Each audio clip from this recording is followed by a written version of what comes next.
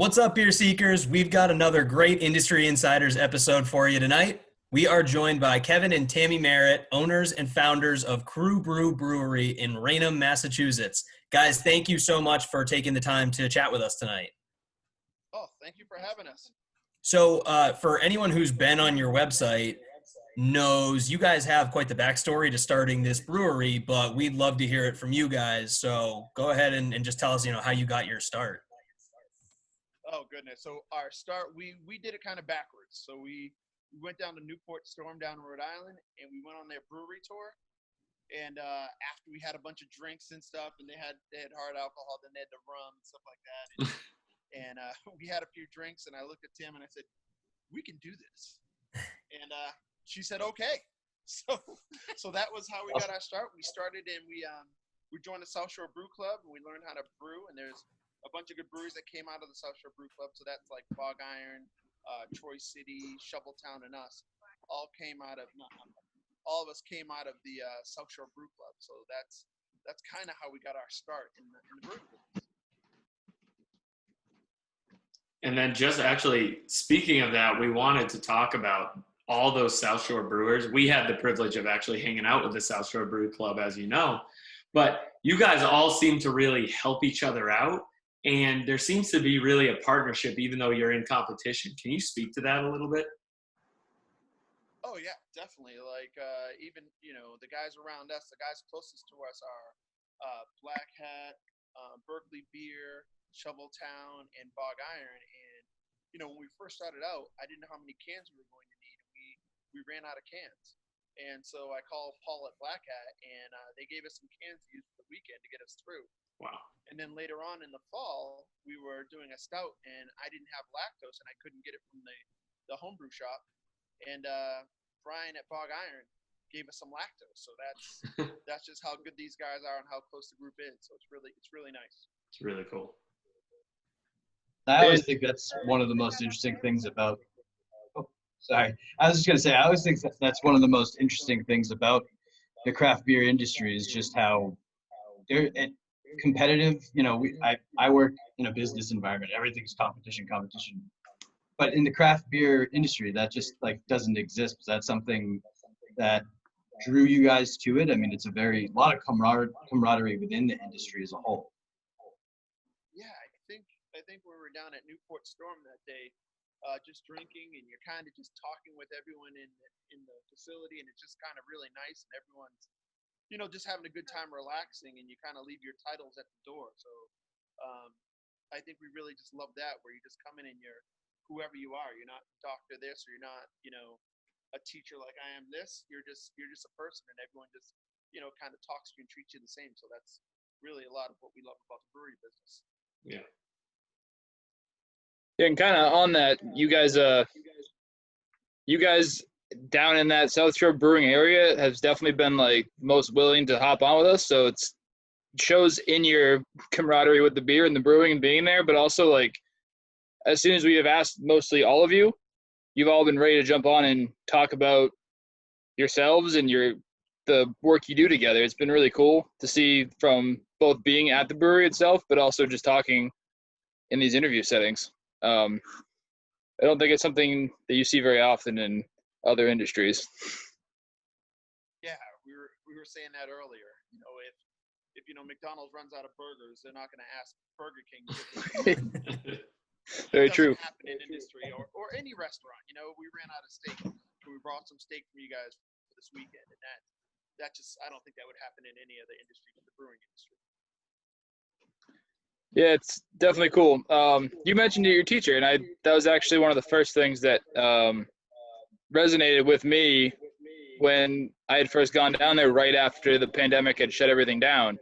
Myself and my girlfriend were talking to you, and I believe, Tammy, you said you're a social worker? Yeah, so I was just wondering how you guys balance that and owning this brewery, because you've obviously been teaching longer than I have, but right now I couldn't imagine teaching and going and running a brewery. So I think that's a really cool thing you do, and something that even I would aspire to be able to do in my future. Yeah, thanks.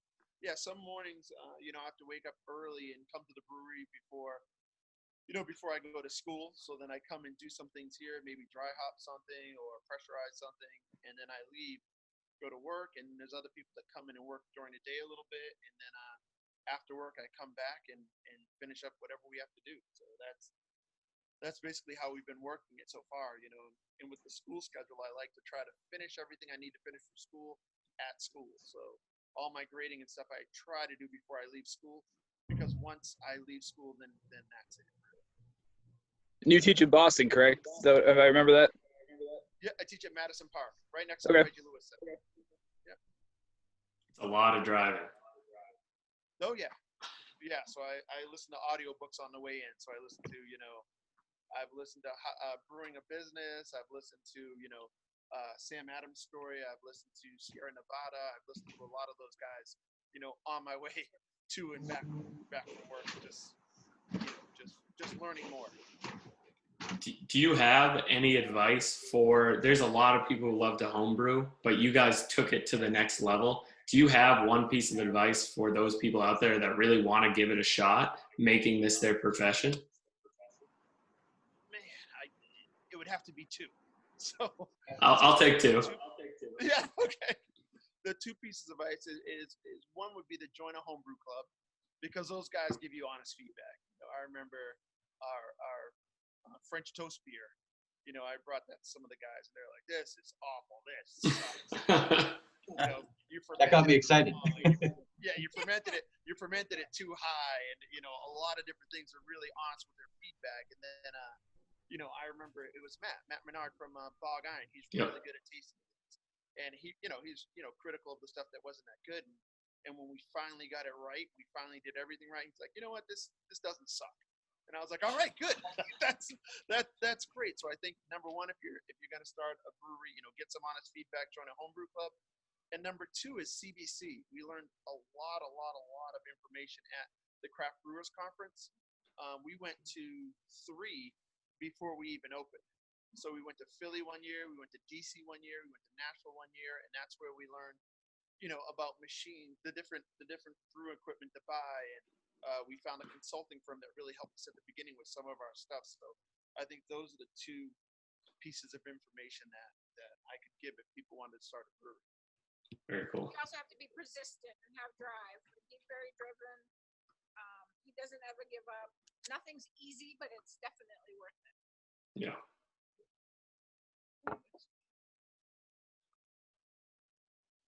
And just to kind of follow up on that is, you guys are definitely a family-oriented business, and you see that based just your Facebook profile pictures, your brewery logo, yes, but it's also your family portrait. Is it having it be a family business something that really drives you to keep going and improving and keeps you there as a way almost to how we get together with the family while also working? Yeah, I mean, it's our girls help us out now on Thursdays and sometimes Friday nights. So that's kind of sometimes part of our family time that they spend here. And my girls have expressed interest. My oldest wants to open a distillery. And so that was kind of cool. And again, we went to Newport Storm, and they really helped her out. They have both kind of stills. There's 2 different kind of stills. So they talked to her. We scheduled an appointment, but they talked to her for, a few hours about opening a distillery. And then my other daughter, I don't think she's that interested in it, but she talked about maybe opening a winery. So, it's kind of cool that they may one day kind of follow in our footsteps and kind of do their own thing. So That's really cool. Kind of a good thing. Yeah, you guys would have all the bases covered there with a distillery, winery, brewery. That's awesome. Yeah, the beverage conglomerate. Yeah, I love it. That's a ways away though, but yeah. Yeah, we focus on craft beer, but if they need some taste testers, we will be available. What were you going to say? I was going to say we're lucky that, the girls are 20 and 17 and that they still want to be with us or part of the brewery and what we're doing. And it's good for the family.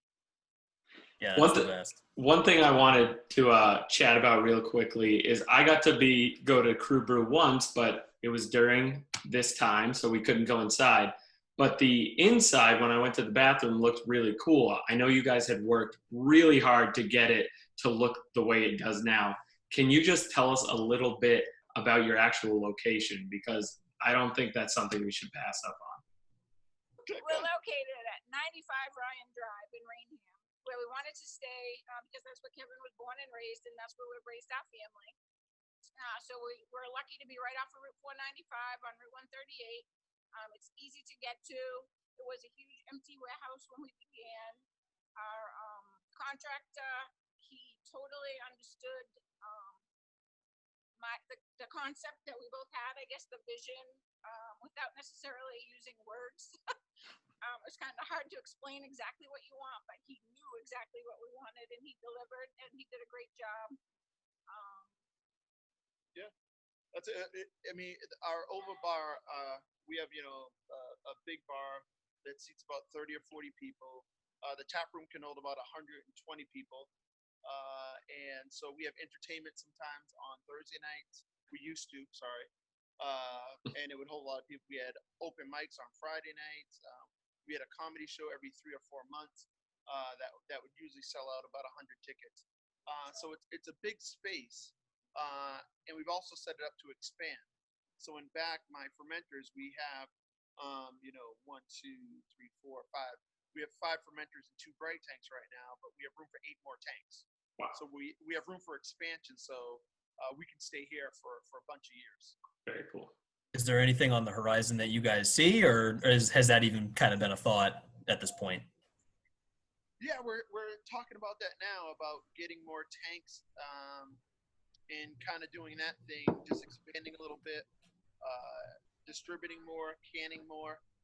So all of that's coming to play now, where we're starting to run out of cans. The last 2 weekends we ran out of cans.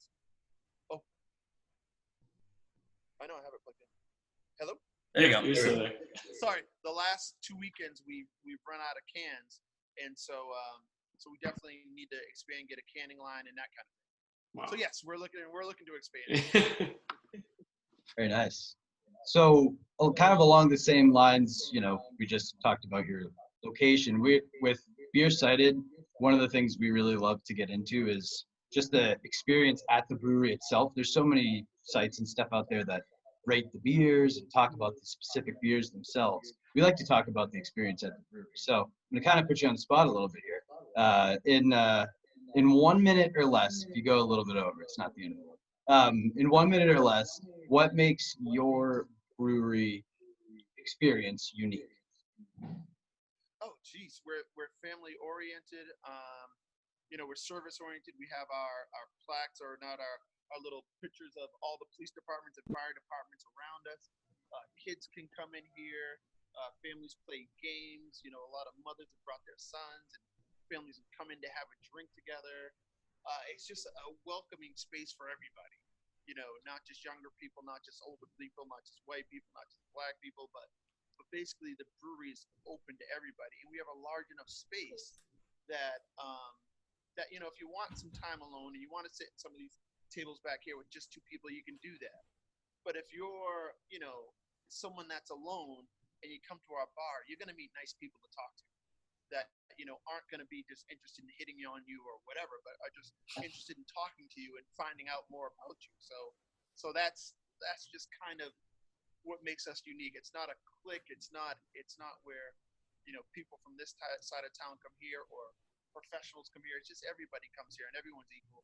Once you walk in the door, just check your title at the door and just have a beer, calm down, and talk to somebody. So that's us. Love it. Love it. Yeah, that's awesome. So when we chat with everyone during these series, we always try and put them on the spot just a little bit, and we're probably going to do the same with you guys. What is your favorite beer that you brew? It depends on what time of year, I guess, and what I'm doing. Like I tell everyone, it's like shoes. If it's a hot day, I like our Shandy Beach or our Violet Squeeze, which is our blueberry beer with lemonade.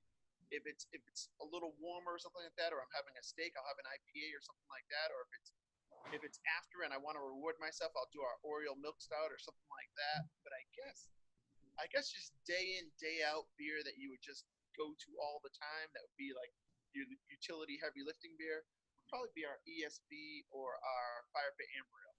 those are just the everyday. Just you can drink those all year round. They're just nice beers. It My seems like favorite's the porter.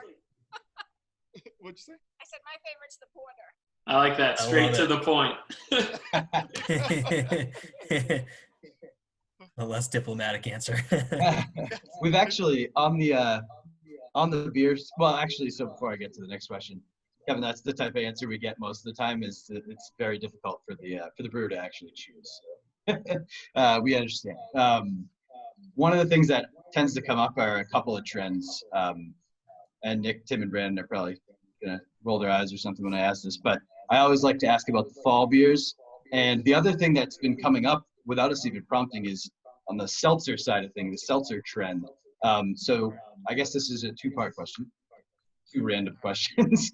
One, do you guys make fall beer? Are you into the fall beer trend? And two, how about on the seltzer side of things? Is that something you guys would move towards? Are you seltzer fans?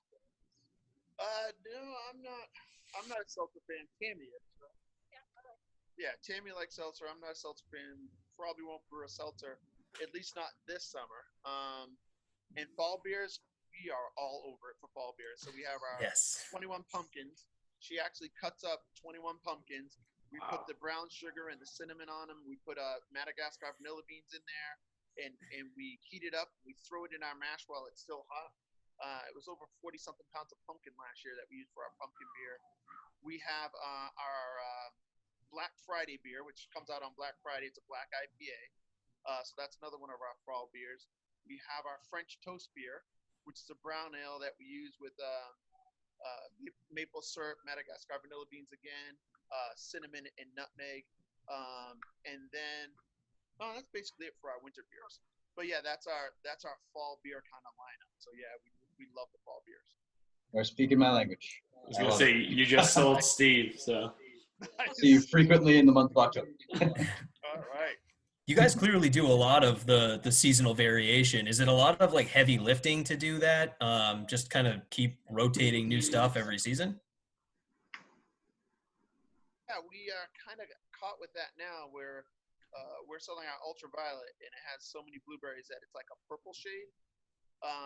And we sold out of that in about 2 weeks. And so we just made some more, which will be available this weekend. But now because we're brewing that beer so much, we've lost some of our regular lineup. So, we're down to one of our IPAs, not two of our IPAs. We have we have a New England on right now for an IPA. We have our Dog Walk IPA, which is on. We have a triple IPA, which is on. But normally we would have Equalizer and Dog Walk. At least we try to. So yeah, it's hard balancing that right now. Where does so you have these seasonal beers, you have your regular beers.